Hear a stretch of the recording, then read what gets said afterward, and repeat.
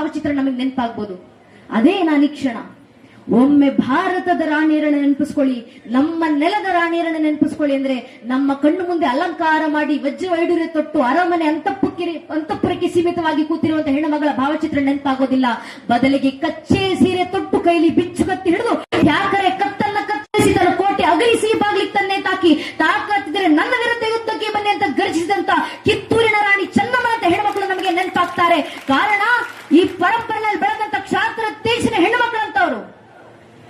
ತನ್ನ ಮೇಲೆ, ತನ್ನ ಕೋಟೆ ಮೇಲೆ ದಾಳಿ ಆಗ್ತದಂತ ಸಂದರ್ಭದಲ್ಲಿ ತನ್ನ ಇಡೀ ಕೋಟೆ ಸಂರಕ್ಷಣೆಗೋಸ್ಕರ ಎದ್ದು ಬಂದಂತ ಅಂದಿನ ಗೋಳ್ ಕವಾಡದ ರಾಣಿಯಾಗಿದ್ದಂತ ರಾಣಿ ದುರ್ಗಾವತಿ ನಮ್ಮ ಭಾರತೀಯ ಹೆಣ್ಣು ಮಕ್ಕಳ ಪರಂಪರೆ. ತನ್ನ ಅಹಮದ್ನಗರದ ಕೋಟೆ ಮೇಲೆ ದಾಳಿ ಆಗ್ತಿದ್ದಂತ ಸಂದರ್ಭದಲ್ಲಿ ತಾನೇ ಖುದ್ದು ಕೈಲಿ ಕತ್ತಿನ ಹಿಡಿದು ಬಂದು ಅಹಮದ್ನಗರದ ಕೋಟೆ ರಕ್ಷಣೆಗೆ ಸಿದ್ಧವಾಗಿ ನಿಂತು ಅಕ್ಬರನ ಸೇನೆಯನ್ನು ವಿರೋಧಿಸಿ ನಿಂತ the legend of Ahmedabad Chand baby ನಮ್ಮ ಭಾರತದ ಪರಂಪರೆ, ಭಾರತೀಯ ಕ್ಷತ್ರಿಯ ಪರಂಪರೆ ಹೆಣ್ಣು ಮಕ್ಕಳು. ತನ್ನ ಕೋಟೆ ಒಳಗೆ ಹೈದರಾಳಿ ಸೈನಿಕರು ಮೋಸದಿಂದ ನುಸುಳುತ್ತಿದ್ದಾರೆ ಅಂತ ಗೊತ್ತಾದ ಕೂಡಲೇ ಬೇರೆ ಯಾರೋ ಬರಲಿ ಅಂತ ಕಾಯದೆ ತಾನೇ ಖುದ್ದು ಕೈಲೊಂದು ಹೊರಕೆಯನ್ನು ಹಿಡಿದು ನಿಂತು ಹೈದರಾಳಿ ಸೈನಿಕರ ನರವೇಣವನ್ನ ಗೈದಂತ ಒನಕೆ ಓಬವ್ವನಂತ ಸಾಮಾನ್ಯ ಹೆಣ್ಣು ಮಗಳು ದೇಶ ರಕ್ಷಣೆಗೆ ಬಂದಾಗ ಯಾವ ರೀತಿ ಕ್ಷಾತ್ರ ತೇಜಸ್ಸಿನ ತಾರಾಗಿ ರಣಭೈರವಿಯಾಗಿ ಬರವಲ್ಲ ಅಂತ ತೋರಿಸಿಕೊಟ್ಟಂತ ಹೆಣ್ಣು ಮಕ್ಕಳ ಕ್ಷಾತ್ರ ತೇಜಸ್ಸಿನ ಪರಂಪರೆ, ಆ ಒನಕೆ ಓಬವ್ವನ ಪರಂಪರೆ ನಮ್ಮ ಭಾರತೀಯ ಹೆಣ್ಣು ಮಕ್ಕಳ ಪರಂಪರೆ.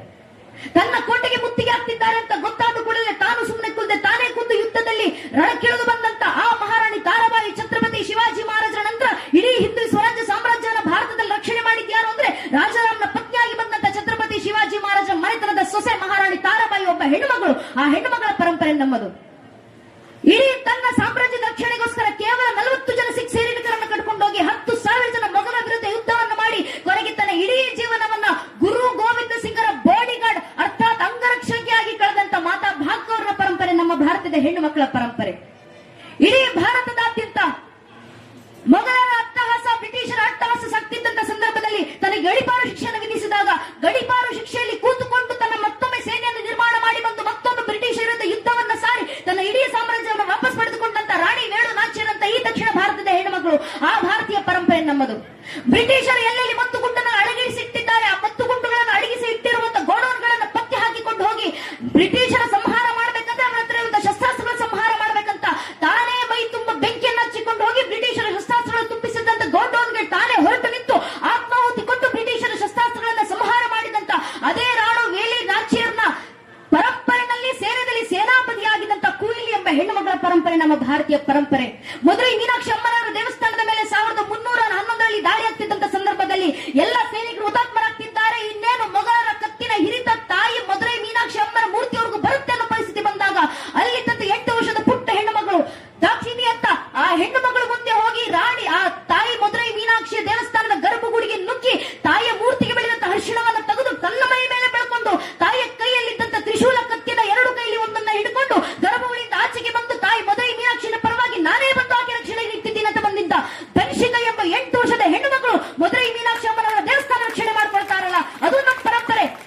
ಕಾಮಾಕ್ಷಿ ಅಮ್ಮನವರ ದೇವಸ್ಥಾನದ ಮೇಲೆ ದಾಳಿ ಆಗ್ತಿದ್ದಂತ ಸಂದರ್ಭದಲ್ಲಿ ಹಸಾಮಿನ ಪುಟ್ಟ ಹೆಣ್ಣುಮಗಳು ಲಕ್ಷ್ಮಿ ಅಂತ ಹೆಣ್ಣುಮಗಳ ಹೆಸರು 6 ವರ್ಷದ ಪುಟ್ಟ ಹೆಣ್ಣುಮಗಳು ಇಡೀ ಕಾಮಾಕ್ಷಿ ದೇವಸ್ಥಾನದ ರಕ್ಷಣೆಗೋಸ್ಕರ ತಾನು ಯುದ್ಧಕ್ಕೆ ನಿಂತು ಸಜ್ಜಾಗಿ ಬರ್ತಾಳಲ್ಲ, ಆ 6 ವರ್ಷದ ಲಕ್ಷ್ಮಿ ಎಂಬ ಹೆಣ್ಣು ಮಗಳ ಕ್ಷಾತ್ರ ತೇಜಸ್ಸಿನ ಪರಂಪರೆ ನಮ್ಮ ಪರಂಪರೆ. ಇಡೀ ರಾಜಾರಾಮ್ಗೆ ಛತ್ರಪತಿ ಶಿವಾಜಿ ಮಹಾರಾಜರ ನಂತರ ಮಗನಾದಂತ ರಾಜಾರಾಮ್ಗೆ ಆಶ್ರಯ ಕೊಡಬೇಕು ಅಂತ ಬಂದಾಗ ಭಾರತದ ಯಾವ ರಾಜರು ಸಿದ್ಧವಾಗದೇ ಇದ್ದಾಗ ಇಡೀ ಔರಂಗಜೇಬನ ಸೇನೆಯನ್ನ ಏಕಾಂಗಿಯಾಗಿ ನಿಂತು ಎದುರಿಸಿ ರಾಜಾರಾಮ್ಗೆ ಆಶ್ರಯವನ್ನ ಕೊಟ್ಟಂತ ನಮ್ಮ ಕರ್ನಾಟಕದ ಕೆಳದಿ ಚೆನ್ನಮ್ಮನ ಪರಂಪರೆ ನಮ್ಮ ಭಾರತೀಯ ಪರಂಪರೆ. ಶಿವಗಂಗೆ ಹಬ್ಬದಲ್ಲಿ ಬಂದಂತ ರಾಣಿ ವೇಲಿ ನಾಚಿಯರ್ನ ಪರಂಪರೆ ಅದು ನಮ್ಮ ಭಾರತದ ಪರಂಪರೆ. ಯಾವ ಹೆಣ್ಮಗಳು ಕೈಲಿ ಶಸ್ತ್ರಾಸ್ತ್ರ ಹಿಡಿದು ನಿಂತ್ರೆ ಶತ್ರುಗಳ ವೀರಾದಿ ವೀರ ಗಜ ಪಡೆಯ ರಣಾಂಗಣದಲ್ಲಿ ಮಂಡಿ ಉರಿ ಕೊಡ್ತಿತ್ತು, ಆ ಬೆಳವಡಿ ಮಲ್ಲಮ್ಮನ ಪರಂಪರೆ ನಮ್ಮ ಭಾರತದ ಹೆಣ್ಣು ಮಕ್ಕಳ ಪರಂಪರೆ. ಇಂಥ ಹೆಣ್ಣು ಮಕ್ಕಳ ಪರಂಪರೆನ ಜಗತ್ತಿಗೆ ಕೊಡುಗೆಯಾಗಿ ನೀಡಿದಂತವರು ನಾವು. ಬ್ರಹ್ಮ ತೇಜಸ್ಸು, ಕ್ಷಾತ್ರ ತೇಜಸ್ಸು. ಈ ಕ್ಷಾತ್ರ ತೇಜಸ್ಸು ಮೊನ್ನೆ ಇತಿಹಾಸ ಅಲ್ಲ, ಮಹಾಭಾರತದ ಕಾಲದಿಂದ ಸಾಗಿ ಬಂದಂತ ಇತಿಹಾಸ.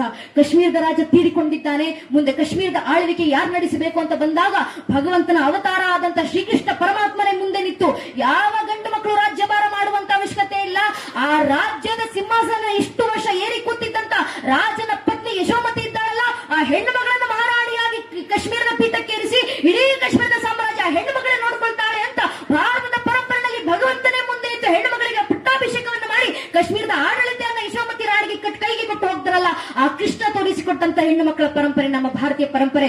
ನರಕಾಸುರನ ಸಂಹಾರ ಮಾಡಬೇಕು ಅಂತ ಹೇಳಿದಾಗ ತಾನು ಗೋರಡದಲ್ಲಿ ಹೋಗ್ತಿದ್ದಂತ ಸಂದರ್ಭದಲ್ಲಿ ತನ್ನ ಪತ್ನಿಯಾದಂತ ಸತ್ಯಭಾಮೆಯನ್ನು ಆ ನರಕಾಸುರನ ಸಂಹಾರ ಮಾಡಿದ್ದು ಕೃಷ್ಣ ಅಲ್ಲ, ಕೃಷ್ಣನ ಪತ್ನಿ ಸತ್ಯಭಾಮೆ ಗರುಡನ ಮೇಲೆ ಏರಿ ಕೂತು.